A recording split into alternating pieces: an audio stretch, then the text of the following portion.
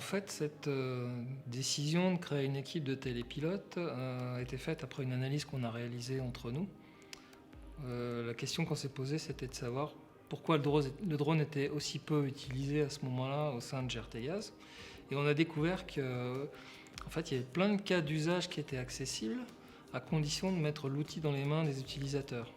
Alors, une fois que la décision d'internaliser cette compétence au sein de GRTgaz a été prise, on a déclenché en fait une phase d'expérimentation où on a fait appel à des volontaires. Donc on s'était fixé quand même quelques règles qui étaient disposer de suffisamment de télépilotes en fonction des zones géographiques. Donc on avait décidé d'avoir 2 télépilotes sur les 4 zones géographiques qui délimitent notre territoire d'intervention.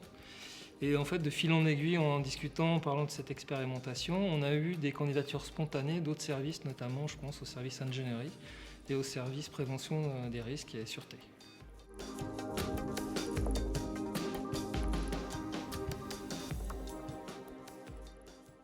Donc en fait, aujourd'hui, le drone est utilisé en interne essentiellement sur des petites portions de notre réseau, accessibles avec un drone sur une courte portée.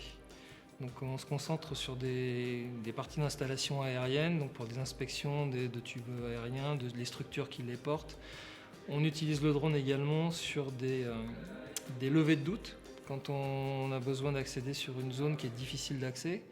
On l'utilise pour des suivis de chantier, pour avoir différentes phases d'évolution des chantiers. On peut l'utiliser pour figer une scène après un incident, ça peut arriver, de manière à pouvoir faire une analyse de ce qui s'est passé et disposer d'un point zéro. Mais ça représente qu'une toute petite partie de la surveillance de notre réseau, qui, je le rappelle, fait 32 500 km. Donc aujourd'hui, cette surveillance est réalisée par des moyens aériens.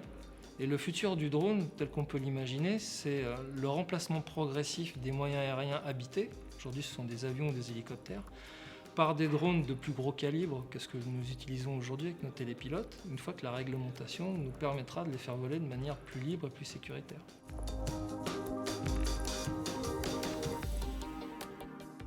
En premier lieu, ça permet de donner de la visibilité. Alors, un peu pour GRTgaz, pour montrer que nous existons sur tous les territoires, mais surtout pour montrer que nous avons collaboré avec des entreprises locales de Nouvelle-Aquitaine sur des sujets innovants, justement, qui vont nous permettre de développer les usages du drone.